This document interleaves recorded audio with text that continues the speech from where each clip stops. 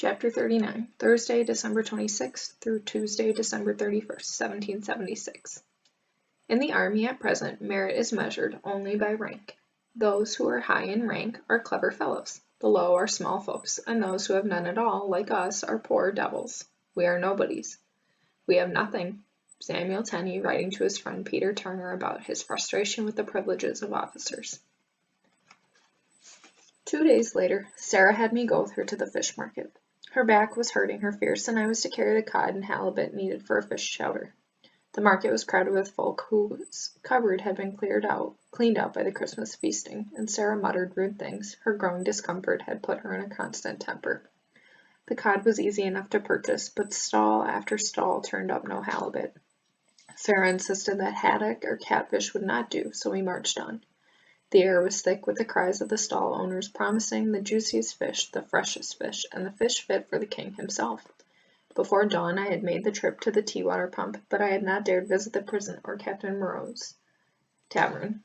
I was still confuddled about what to do. My thoughts wandered. I did not realize that Sarah had moved ahead of me in the crowd until a great shout went up. An oyster seller's cart had overturned in front of the carp stall, and the two men were hollering at each other. The crowd halted, and I had no place to turn. Sarah's white cloth cap bobbed away in the distance, and I looked for a path out of the crowd, but bodies pushed in front all sides to watch the two men arguing. When a hand grabbed my arm, I gasped. "Apologies, just Sal," Captain Morris said, just as he released me. His eyes were tired, but his cheeks were flushed. My mouth gaped open like a fish breathing its last. I shook my head. He couldn't talk to me in view of all. There was no mistaking that what he was, dressed in that brown and white coat. I turned first one way, then the other, but bodies were packed around me tight as could be. Morose kept his eyes on the arguing men, but leaned his face close enough to mine that I could hear him whisper, "We must talk." Sarah had realized I was no longer with her. Her cab stopped, then slowly started back towards us. Her husband was a British gunner. If she saw me talking to a rebel officer, "Go away," I muttered. "I have news for my men." The oyster seller picked up the carp and shook it in the other man's face. The crowd laughed. Sarah plowed toward me. "I beg your pardon," Morris whispered. "Please." Soldiers appeared on the edge of the crowd to restore order. "Come up to the tavern." Yes, I told the captain. "I'll come this afternoon. Now go away." The crowd melted under the eyes of the armed soldiers. The carp seller was explaining the ruckus to the sergeant while the oyster seller reloaded his cart. Sarah kicked oysters out of her way as she approached. "What in the name of all that's holy did you get into?" "I was trapped in the crowd," I said. "I called, but you could not hear me." She grunted and handed me a small fish with glassy eyes. "This will have to do. Halibut as rare as hen's teeth today." I settled it in the basket atop the fat cod and followed Sarah as she headed away from the market. We walked in silence for a few blocks, her concentrating on her huffing and puffing, me trying to figure out if I dare go up to the tavern. The sky promised more snow. How long would Dibdin wait before reclaiming Curson's hat and blanket? We crossed the street. "Miss Sarah, ma'am," I asked, sweet as honey. "What is it?" I chose my words with care. "Has Madam Lockton said anything about me in your hearing?" She tilted her head a bit as she looked at me. "Hey, this morning, matter of fact, she said you wasn't allowed to go to that blasted water pump. Said I should send one of the other girls, even though the sun not be up at that time of day, even though the streets be covered on ice." She reached for my elbow as we trod open a slick patch of cobblestones. "But I like getting out," I said, "and I don't mind the chore." We reached a stretch where the ashes had been thrown into the ice, and the going was safer. "I don't answer to her," Sarah said as she released my arm. "I answer to the King's army. I'd be right pleased if you kept fetching the water. Makes my life easier." She stopped, put her hand on her back, breathing heavily. Her baby belly was so big she could have loaded it in a wheelbarrow and pushed it up in front of her. She caught me studying her and gave a quick smile. "The babe will come soon," she said. "It'll be a joyous day," I said. "I'll keep getting the water, but—" "But what?" "Could you please not tell Madam?" Sarah stretched to one side and winced. "What she don't know won't hurt her. It's not like she's up at that hour anyways." After the midday meal, I contrived to open the overturned pitcher that held the tea water, dumping it on the floor. "Clumsy dolt," Hannah scolded as I knelt to clean the floor with rags. "Don't be looking at me to trudge up there and get more for her high mistress," Mary said from her chair by the window. She squinted and sewed another stitch. "I've got to hem these breeches before the light fades." "I'll run up and fetch it," I said. "Double time, I promise." Sarah gave me a good hard stare, sensing she did not have the entire picture before her. It's your neck, she said finally. Mind you don't see you leave. I near ran up to the Golden Hill Tower, my raw blisters hurting with every step. Captain Morris was idling at the porch smoking a pipe. He disappeared inside when he saw me and was waiting in the alley when I reached it. Here, he handed me a loaf of bread. You made me come up here for this? I asked. Take it to Dibdin, he said, fighting a smile. There's a note baked inside. A note? It contains wondrous news. Washington has beaten them. Sir? He clenched his fists and unclenched them. On Christmas night, the general led a surprise attack on Trenton. He beat the Hessians, killed a handful, and took more than 900 prisoners. Are you sure? I thought someone told him a falsehood. The British officers I knew were confident the American army was falling apart. Positively, he said with a grin. But won't that make the British mad? I asked. I truly hope so. I hope the king is so upset he jumps up and down on his crown. The war is not over, not by a long shot. I handed the bread back. I'll tell them the news, but I cannot pass a note. That could land me in jail. He shoved the loaf back at me. You are a serving girl delivering a tavern loaf to the starving prisoners. You don't know about the note. But why is it necessary? The men need to see my signature to know this is truth. They have endured so much salt. Don't deprive them of this chance to celebrate. It will strengthen their spirits. I pulled up the hood of my cloak to hide my face as I approached the prison. The commons was filled with drilling soldiers, much more than usual. The officers barked commands with urgency. The men marched grim-faced, swords flapping against their legs, rifles bouncing on their shoulders. Perhaps the captain's news was indeed the truth. I hurried behind the building to the right window. I stood on tiptoe and squished the loaf through the bars. Dibdin's face appeared at the window. There's a note inside, I whispered. Tear into it carefully. I ran away before he could answer, willing my feet to move faster. Haven't seen you around here. Rules don't allow civilians in cells. He lowered his rifle to the ground and eyed my bucket. True enough. What you bring him today? Bread crust and burnt meat, sir. He wrinkled his nose. What about yesterday? Yesterday was kidney pie and stale almond cake, sir. He shook his head and licked his lips. Sorry I missed that. I am. Wouldn't hurt to drop off a bite now and then to one such as myself, would it? No, sir, I answered. I shall remember that. He tilted his head to the side. Your master ever hire you out? 'Twas common in those days for folks to hire out their slaves to make money. The slaves did not see the money, of course, but I had the chance to work away from the prying eyes of madam. I'd be grateful for it. Yes, sir, I lied. We need a maid to clean out the cells. Dying men do puke out some terrible things they do. You're a steadfast girl. Tell your mistress we'd pay her the going rate for your services. I shall tell her, sir. He shouldered his rifle. I'm on the right watch. Now, the name is Fisher. Bring me round some cake, and I'll keep an eye on your brother. Thank you, Mr. Fisher, sir. I shall. No kidney pie, though. Kidney sour in my gut. Something terrible. The master left for London with much muttering on the part of his wife. She did not take to her bed as I expected, but was driven round to the home of Mrs. Taylor to play cards, and no doubt complain about her husband. While she was gone, Sarah birthed her baby boy in the cellar. I was sore tempted to sneak down the stairs and watch. I'd seen kittens and calves come into the world, but not babies. I had a powerful curiosity about it, but I dared not. I kept water boiling for the midwife and stuck cloth in my ears to keep out the noise. When Sarah stopped hollering, I crept down the stairs to see the babe. He was a round-headed fat fellow with big eyes and bigger ears. George, Sarah called him. You named him after the king, Hannah asked. Perhaps, Sarah said cheerfully. We never figured the colonists would hold on this long. My man was saying the other night that maybe the king would stop the war. Maybe the babe and us might stay here, not sail home. Plenty of room here, he said. She kissed the baby's nose. A name like George is a good one on either side of the ocean. Shh, warned Mary.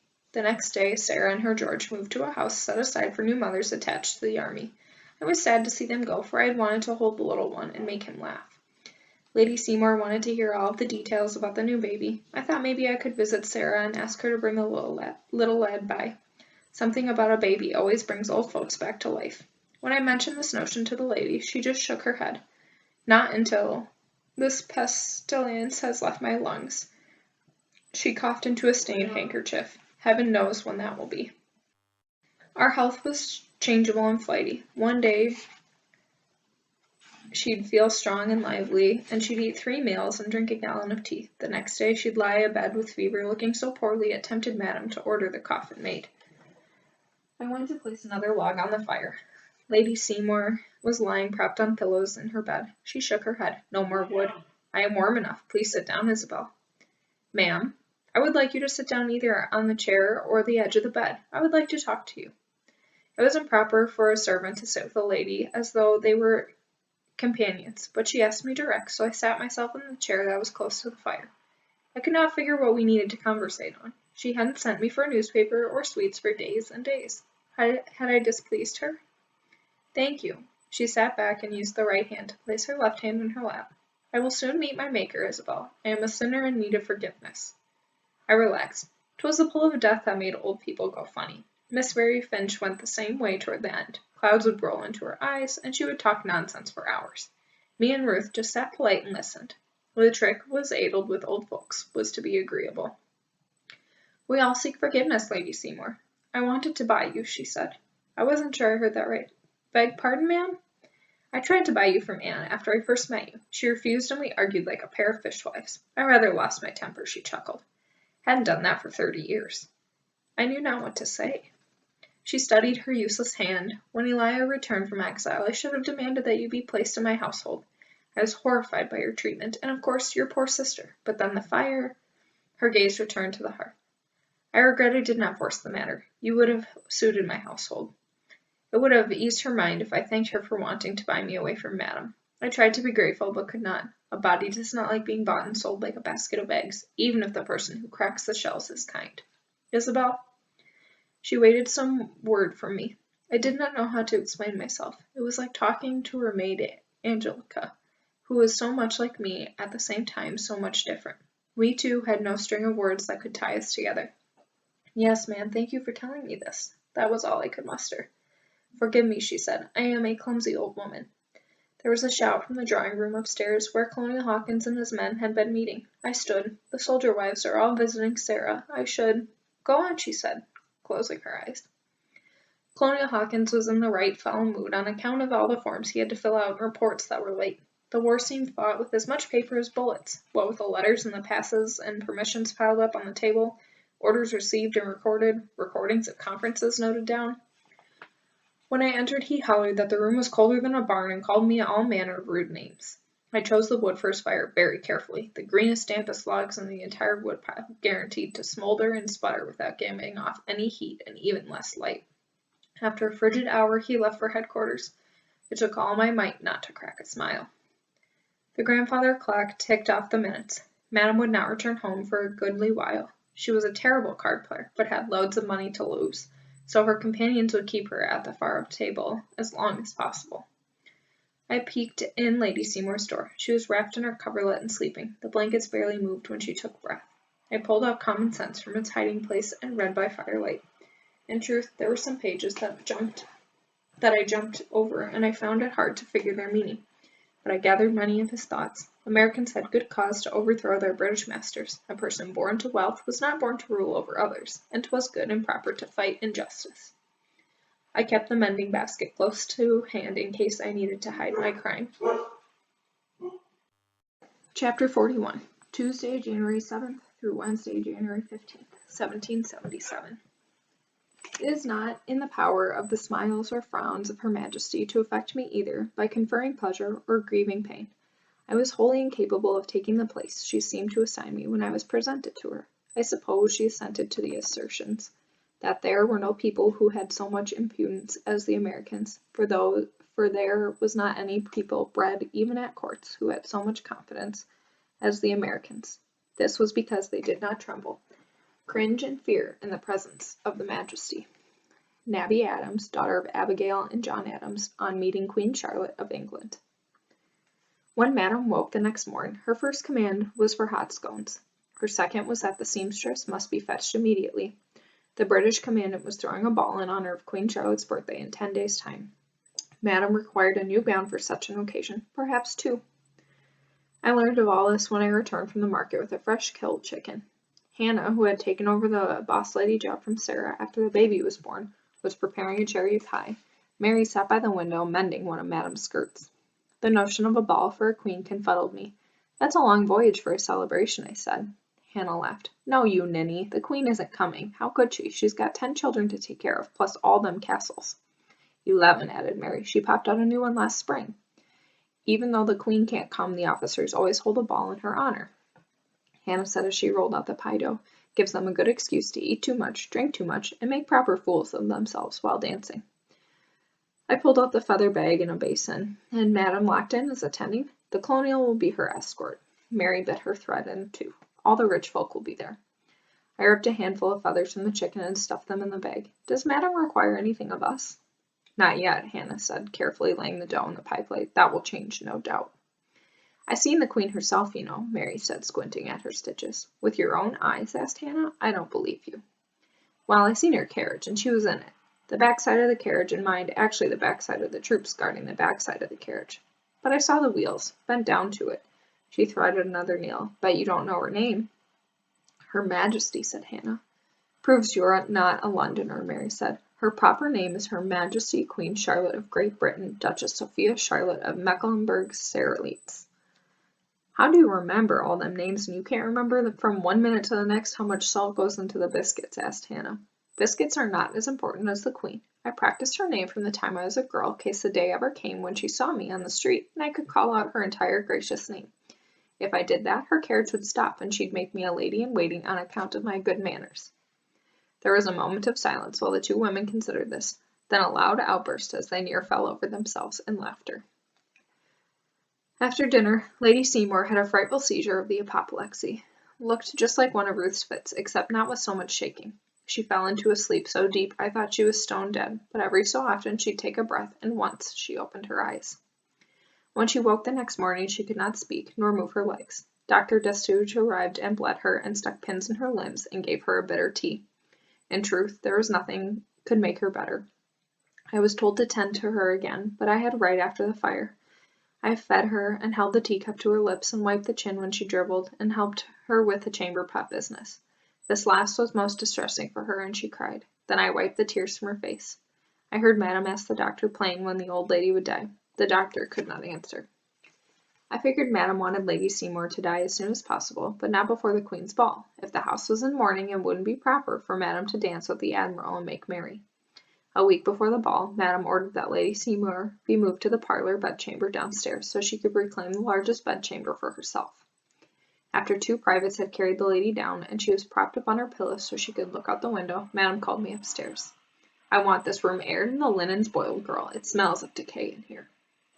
The work of the day was simple and heavy. Strip the bed, haul down the linens for a wash, clean out the hearth, open the windows and wash them inside and out, take the rugs down and beat them in the yard, sweep and mop the floor. Take the rugs back in, close the windows, and give all the wood a polish. When the chamber was clean, Madame told me to open the windows again and let them stand open all afternoon to make sure there was no lingering pestilence in the air. I did as I was told. The doctor came right before supper and gave Lady Seymour a potion that would make the night pass quickly for her. When she was ready for bed, Madame called for me to bring up a warming pan filled with coals and run it between the sheets because they were chilled and still a wee bit damp. I did what she asked, then returned to the kitchen, dumped the coals in the hearth, and crept under my own blanket. She called for me again. The sheets were still too cold for her liking. I refilled the warming pan, carried it up the stairs, and warmed her bed. Then I stoked the fire in her hearth before returning down the stairs. The third time she called for me, I was sore tempted to dump the glowing coals onto her bed, let it ablaze, and ask if that were warm enough. But I did not. I performed the task she gave me, and when she called a quarter hour later, I did it again. The sun rose bright the next day, catching in the icicles that hung from the eaves and jumping off the snow like a mirror. The linens pegged out on the line were froze stiff as wood and covered in the lacework of ice. The clouds scuttled away and the sun blazed, turning the yard into a garden of jewels. Ruth would love this. If we were free and at home in Rhode Island and these were our sheets and our laundry lines and our snow, she'd dance like an angel. The pictures in my brain pan caught me by surprise. I could not clear them away. She'd clap her hands at the sight of a frozen laundry. She'd twirl in the spinning swirls of snow that lifted in the breeze. She'd plunge her hands into the bushes to pluck off the diamonds. She would do all these things, and laugh, and the wind tossed a handful of snow in my face and washed it all away. Ruth would not see this. Never. I dried my face. Why was I thinking of Ruth? I'd worked hard to pack her away from my mind along with the thoughts of Mama and Papa, and the life Ruth and I were promised. It didn't help to ponder things that were forever gone. It only made a body restless and fill up with bees, all wanting to sting something. I kicked at the new snow. It rose up, a sparkling diamond breeze fit for a queen. 'Twas Lady Seymour who did it, with her begging forgiveness for not buying me and telling me I'd have been a good slave for her. Her with her wet eyes and skeleton hands. Did she never think about setting me free? That would be a fine question to ask. Of course, there was no sense to asking it because her mouth didn't work anymore. I carried the big laundry basket out to the sheets. I'd have to hang them in the kitchen, else they wouldn't dry till the spring. Another picture hung itself in my mind, the poetry book in the stationer's shop, the one I'd been afraid to read. Miss Phyllis Wheatley went free when her master released her. 'Twas on account of her fame, Mamma said. Master Wheatley looked the fool for keeping a poetical genius enslaved in his household. I'd heard of other slaves who bought their freedom, folks who were given their Sunday afternoons to work for themselves, who saved their pennies and farthings for years and years, until they had piled up the 100 or 50 or 200 pounds to buy their body and soul from their master. If I had Sunday afternoons free, I'd figure a way to earn my pennies. I could sew or hire out to scrub stables. I'd even clean the cells of the bridewell like the guard asked. I took a long stick from the pile of kindling wood. It would never happen. Madame would not allow it. She was set on keeping my arms and legs dancing to her tune, and my soul bound in her chains. I pulled the stick back and cracked it against the sides of the frozen bed linens. The ice shattered and fell to the ground, tinkling like pieces of falling stars.